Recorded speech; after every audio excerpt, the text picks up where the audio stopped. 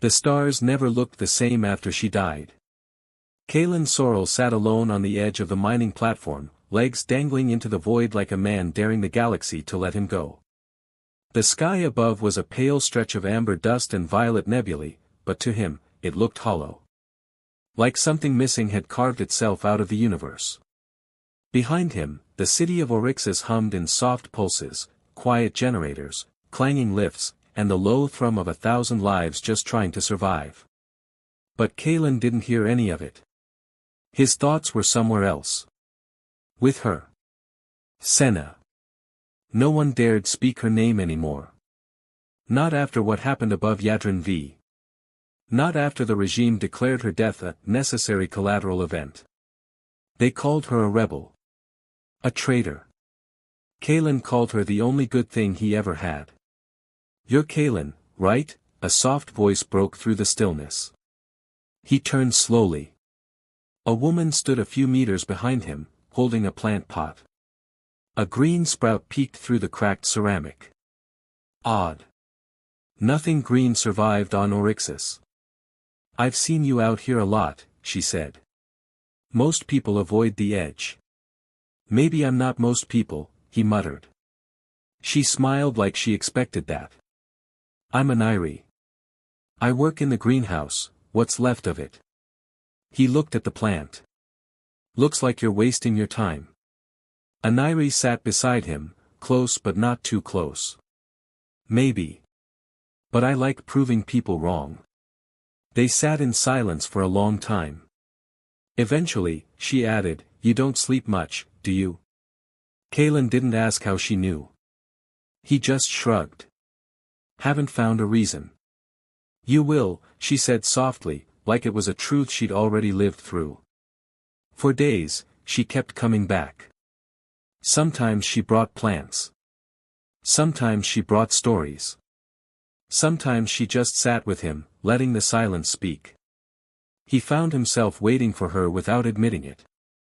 Something about the way she moved, the quiet certainty in her voice, it steadied him. One night, after a dust storm stripped the power from half the colony, he saw her again, barefoot, dancing under the emergency lights with her hands to the sky. No music. Just motion. He caught himself smiling. A real smile. The kind that made his face hurt. "You always dance alone?" he asked. "Only when no one's brave enough to join," she said with a teasing tilt of her head. He stepped into the dim light, awkward and unsure. She took his hand without hesitation. Her skin was warm, her fingers confident. Together, they swayed, two broken pieces pretending to be whole for just one moment in the dark. "I didn't think I could feel this again," Kalen whispered. "You don't have to feel everything," Aniri replied, pressing her forehead to his. "Just this." Later that night, they sat back at the edge again, watching the faint shimmer of patrol ships above the atmosphere. "They killed her," he said suddenly. "Senna. She didn't do anything wrong. She just helped someone leave. That was all." Aniri didn't speak for a while. Then, quietly, "My brother helped someone leave, too." "What happened to him?" "They took him." Kalen turned to her sharply.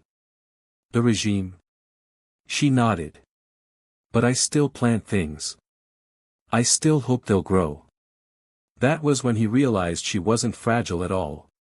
She was strong in ways he'd forgotten how to be. That same week, the rebellion contacted him. Through a coded message in his old flight visor, Pilot 17, sleeper node requested. Emergency protocol activated. He hadn't touched the controls in months. But something in him stirred, like a part of his soul exhaled. He didn't want to fly. He needed to. He didn't tell Aniri right away. Not until the night she touched the core of his chest and whispered, "I know." "You do?" he said, stunned. "I always knew you were trying to forget something. And now you've remembered." "Will you leave?" he asked. "No," she said, brushing her fingers over his brow. "Not if you come back." And in her eyes, he saw something he hadn't seen in a long, long time: faith. Not in war. Not in vengeance. In him. So when the rebellion came calling, Kalen Sorrel didn't just answer. He rose from the edge of the world and prepared to fly again, for love, for hope, and for the memory of a woman who believed that even in the cold of space, hearts could still burn. End of Part 1. Would you like me to continue with Part 2, her voice in the nebula next? You said. Part 1 at least 3,000 word. ChatGPT said. Great. Here's a fully expanded version of Part 1, The Stolen Sky, now with approximately 3,000 words. This deepens the emotional connection between Kalen and Aniri, builds out the setting of Oryxis, and introduces the emotional and thematic seeds that will grow through the rest of the story. Part 1, The Stolen Sky. POV character, Kalen Sorrel. The stars had always been Kalen Sorrel's first love. But now, even they felt like strangers. He sat on the edge of platform 12, legs dangling over the precipice of a 1,000-meter drop.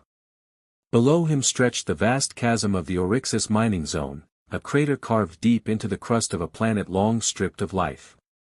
Wind howled like a morning ghost through the steel girders. Kalen didn't mind. He liked the quiet out here. Liked the idea that, if he leaned just a little farther forward, gravity might finally do what grief could not. Senna had loved this place. Not the mines or the soot-streaked streets, but the stars above it. She used to stand right where he did now, arms outstretched like she was inviting the galaxy to dance. Kalen, she had whispered once, her voice a soft echo in the dark. Do you think the stars remember us? Now, whenever he looked up, he couldn't help but feel the answer was no. He didn't hear her approach. Aniri had a way of moving like a breeze, present, but not demanding. She stopped a few feet behind him, clutching a cracked pot with green tendrils spilling from its sides. You're out here again, she said gently. Kalen didn't look back. Habit. You've been here every night for the past month. You counting? He asked, not unkindly. Only the ones that mattered. She walked over and sat beside him, resting the pot between them.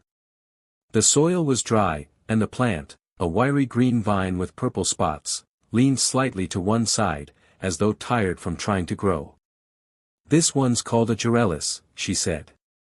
It's not native to Oryxis, but it's stubborn. Refuses to die even in toxic dirt. My kind of plant. He glanced at her, eyebrow raised.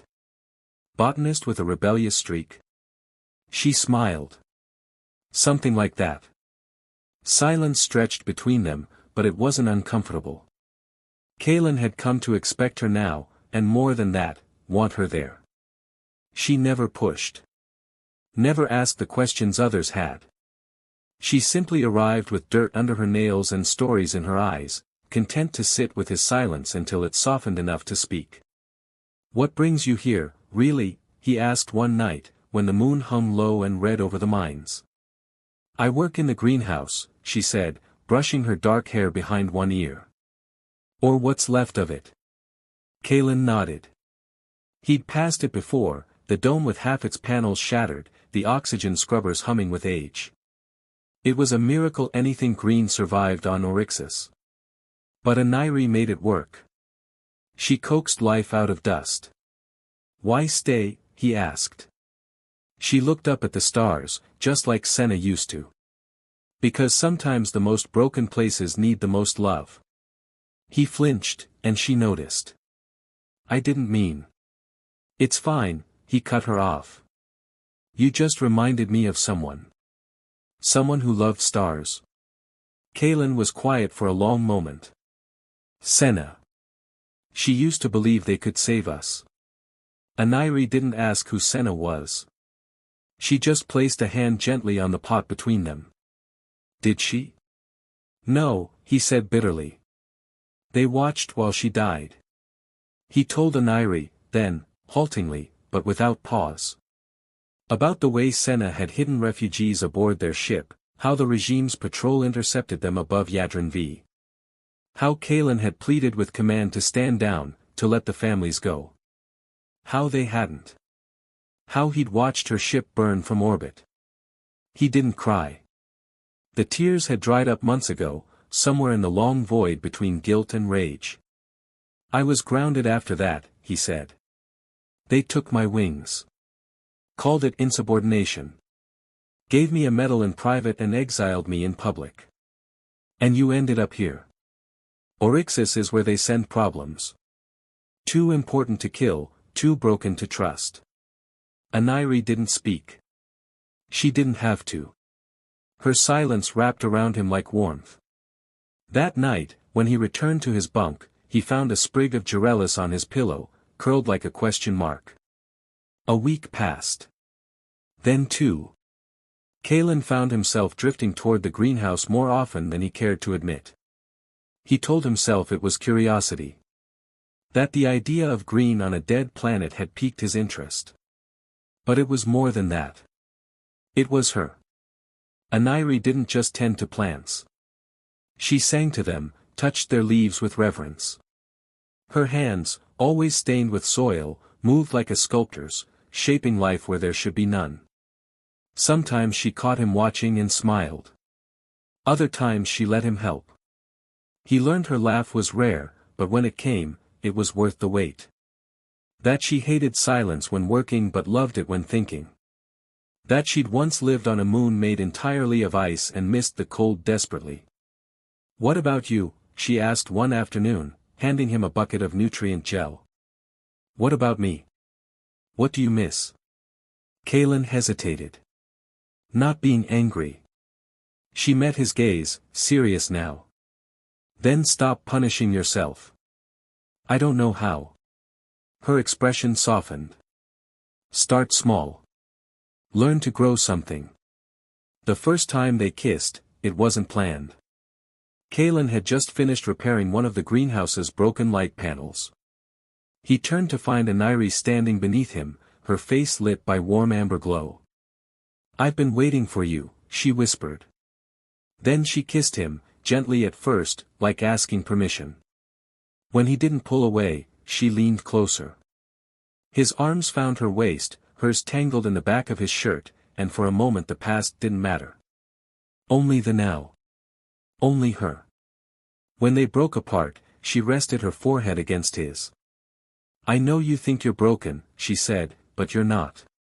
He closed his eyes. I don't know if I can love again. You don't have to, she said. Just let yourself feel. The rest will come. 2 nights later, a message blinked across Kalen's old visor, a relic from his days as a pilot. Sleeper node activated. Pilot Sorrel, confirm identity. He stared at it, stunned. The rebellion. He hadn't heard from them in months. Oryxis compromised. Regime scouts approaching. Reclaim vessel. Extract key target. Attached was a dossier. A single name. Aniri Darrow. Kalen dropped the visor like it had burned him. He found her in the greenhouse, humming quietly as she trimmed a stalk of Vorna weed. You lied to me. She froze, shears halfway through a stem. I didn't lie. I just didn't tell you everything. You're the target. I'm not a target, she said calmly. I'm a key. To what? To something they'll kill for. Kalen's fists clenched. You should have told me. I was going to, she said softly. But I wanted you to see me first. Not the role. Not the mission. Just, me. What are you? Aniri looked up. In her eyes, he saw sorrow. And stars. My mother wasn't human, she said. She was from a race called the Virali. They could speak to the nebulite, a sentient energy that exists between stars. Kalen shook his head. That's a myth. No. It's very real. And the regime wants it. If they use it, they won't just rule the galaxy. They'll become it. Why you? Because I can hear it. He stepped back. So what now? You disappear. They extract you, and I go back to watching the stars forget me. No, she said, crossing the space between them. You come with me. If you want. He didn't answer. Not then. But later that night, as the dust storms howled and the stars blinked overhead like secrets yet untold, Kalen walked into the old hangar. He found the ship he once piloted, hidden beneath tarps and silence.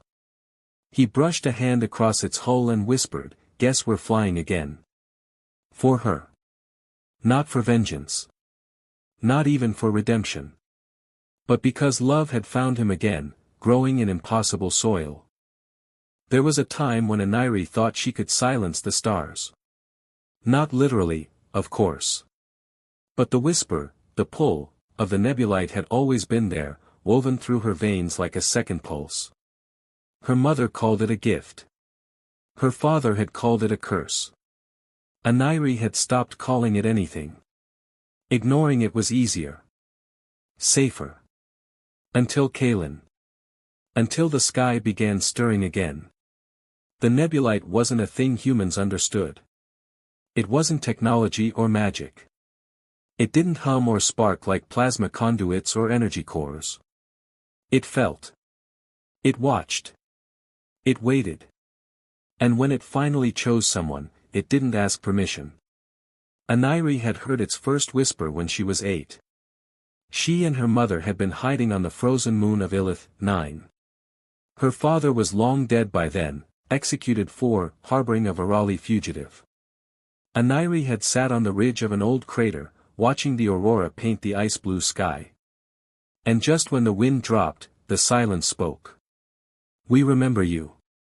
Her mother had grabbed her by the wrist so fast it bruised. "Never respond," she hissed. "Never let them know you hear it." "But who are they?" Aniri had asked. Her mother never answered. Now, years later, as Aniri stood alone in the remnants of the Oryxis greenhouse, Kalen off prepping his rusted ship for escape, she heard it again. Only now, it wasn't whispering. It was calling. "You have chosen," the voice murmured from somewhere deeper than sound. "And so have we." Aniri gripped the edge of the planting table. "I didn't choose anything. You chose love." Her heart thudded. "That's not the same." But the voice didn't answer. It never argued. It only reflected. Kalen returned near midnight, carrying a fuel pack and looking like he'd wrestled the engine into submission. "We're ready," he said. Aniri glanced at the greenhouse. "Then I guess it's time." He paused. "Are you, all right?" "No." His brow furrowed, concern flickering in his eyes. "But I will be." She stepped forward, resting a hand on his chest. "You still sure you want to do this?" "I already made my choice, Aniri," he said, gently cupping her cheek. "I chose you." Her heart swelled and ached at once. If only it could be that simple. They launched from the old hangar at dawn. The rusted vessel shuddered against Oryxis' weak gravity, engines coughing through atmospheric resistance like a waking giant. Kalen guided the ship with precise hands, smooth even after so much time grounded. Aniri sat in the co-pilot's seat, her palm resting against the cold glass of the viewport. As the surface fell away, her pulse quickened. Somewhere out there, they were waiting. Not the regime. Something older. 2 hours into their ascent, the first signal hit. Not a comm, not a transmission. A presence. The ship's lights dimmed. The console flickered. Kalen muttered, "We've got a surge. Reactors, wait." The screen blinked once. Then again. VRL, CHILDDETECTED. Kalen froze. "That's not system code." Aniri stood slowly, her breath caught. "They found us," she said. Kalen glanced at her. "Who?" Aniri closed her eyes. And answered without lips. "I am Aniri, daughter of the broken line. I remember. I accept. The ship jolted. Lights surged. The nebulite responded. They were no longer in normal space. Kalen shouted something about coordinates, but she barely heard him. The ship had slipped through something, not a wormhole, not a warp. It was like falling sideways through time. Colors bled through the viewports, violets that screamed, golds that wept, shadows that trembled. Aniri could feel the nebulite like a heartbeat pressed against her spine. They emerged into stillness. A field of stars stretched before them, but not like any map charted. These stars pulsed slowly, like sleeping mines. And at the center floated a structure. No engines. No lights. Just form. Etched like crystal and shaped like memory. The sanctuary, Aniri whispered. Kalen said nothing. His fingers hovered over controls, but the ship had stopped responding. The nebulite had taken the wheel. Aniri stepped into the airlock. Kalen followed. You sure this is safe? He asked. She shook her head. Not even a little. The airlock opened to silence.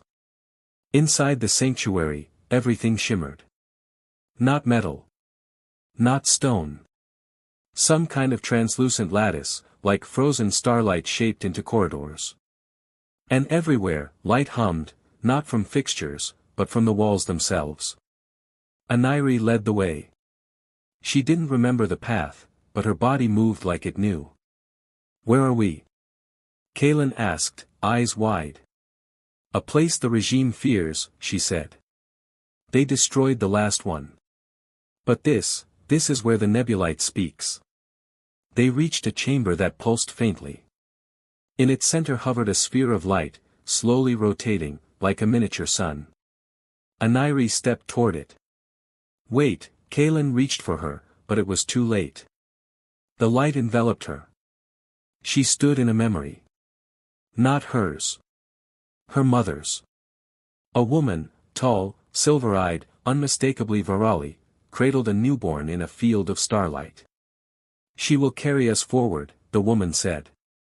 Even if we vanish, she will remain. Another figure, shadowed, unfamiliar, responded. And if she forgets who she is?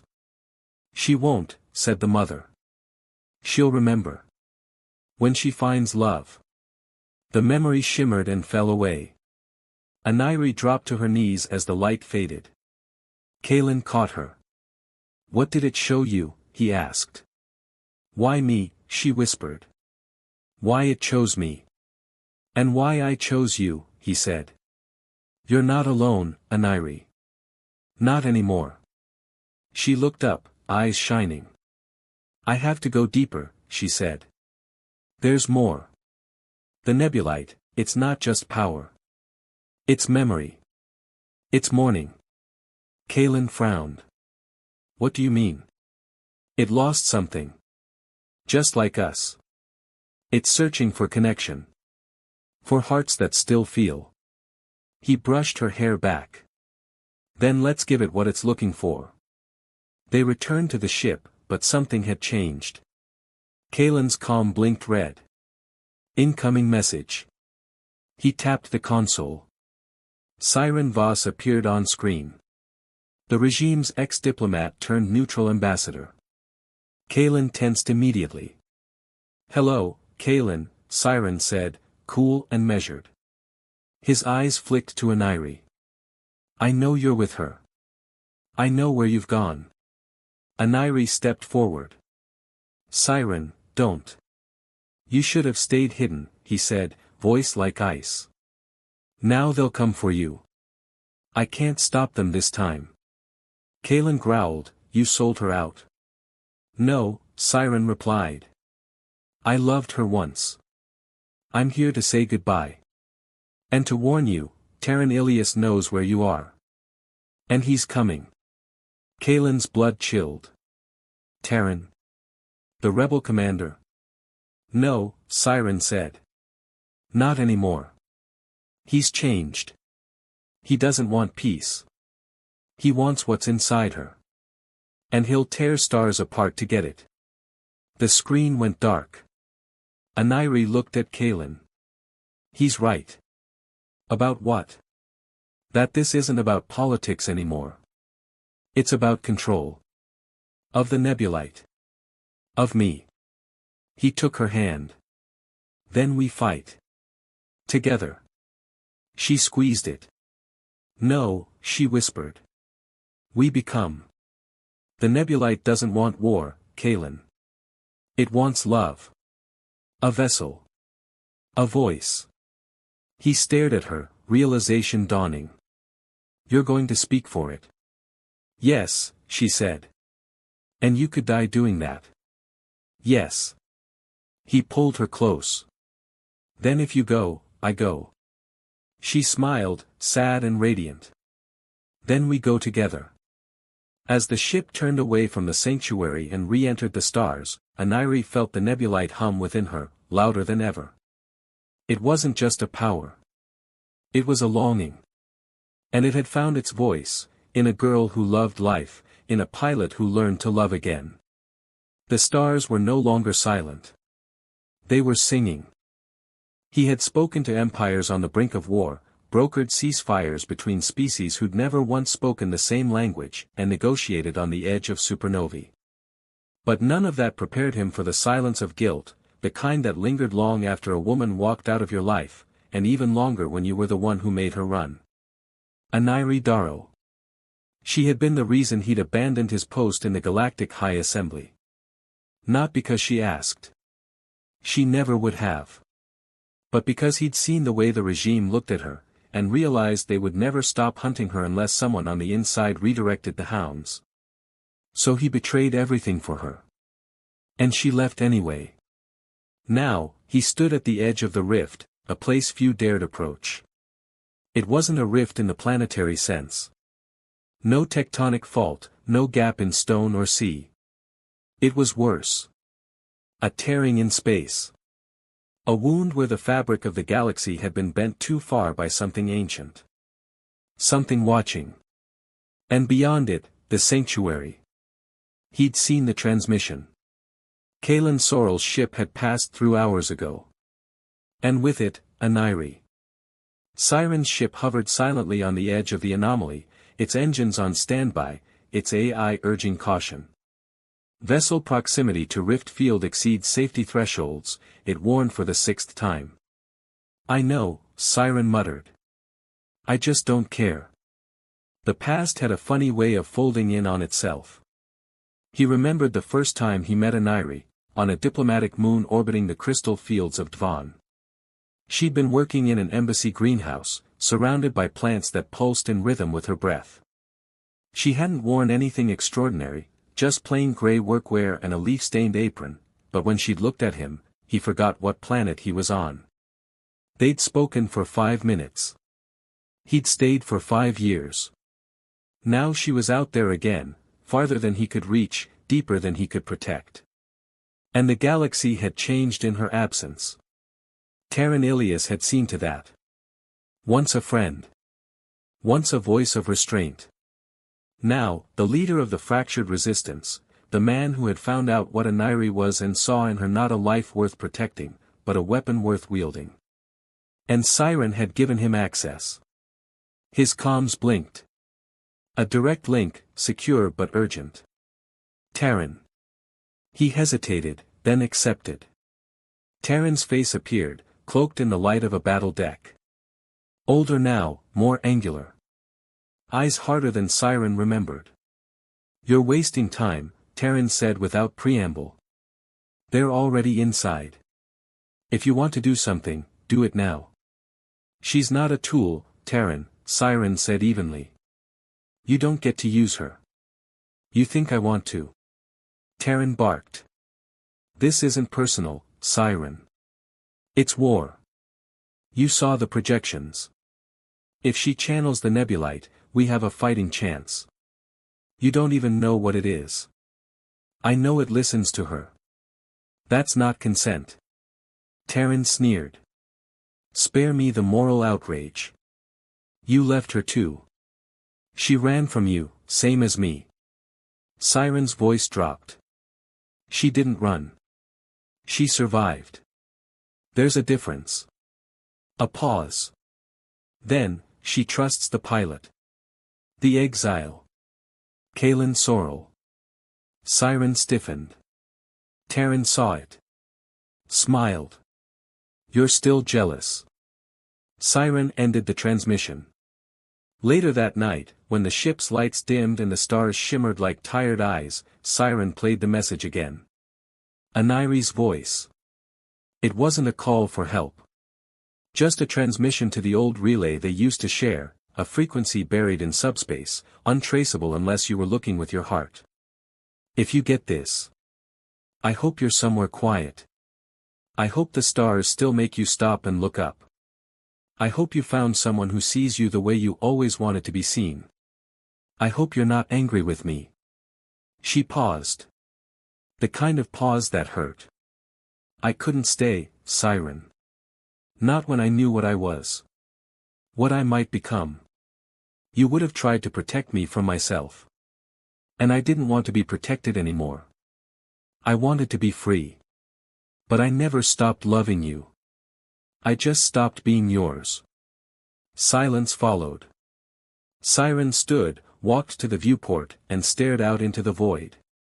Still yours, Ani, he whispered. Always. The decision came slowly, then all at once. He contacted no one. Told no command. He powered his ship, aligned his heading, and set a course through the rift. The AI screamed warnings. Radiation, energy spikes, instability. He didn't care. He'd failed her once. He wouldn't again.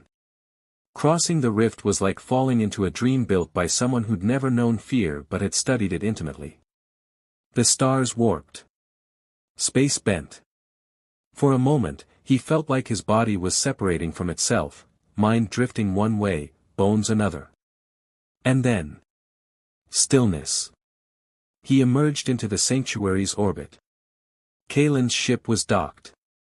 So was another. Terran's. Siren's heart thundered. Too late. Inside the sanctuary, he moved like a man hunting ghosts. His boots clicked against crystalline floors. The air shimmered with power, vibrating faintly against his skin. Then, a voice. Siren. He turned. Aniri stood across the chamber, surrounded by pulsing light, her face calm but her eyes storming.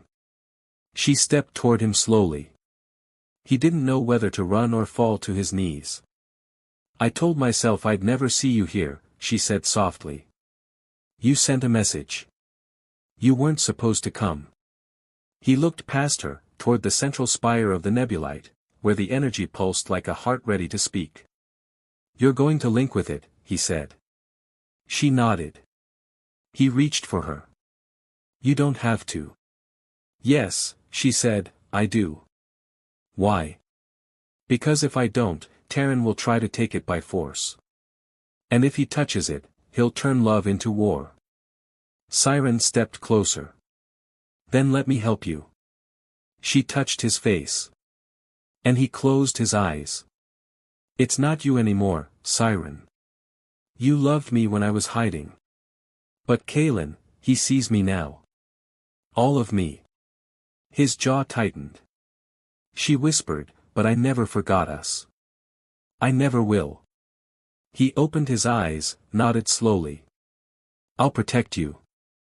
From him. From anyone. She stepped back. You already did. By being here. And then she walked into the light. Later, when the stars screamed and the sanctuary trembled with the arrival of hostile forces, Siren Voss stood between Aniri and the man he once called friend. Terran raised a weapon, his voice lost to obsession. Siren didn't flinch. He drew his own and aimed. Not because he hated Terran. But because sometimes, peace isn't the absence of war. It's choosing who you're willing to lose yourself for.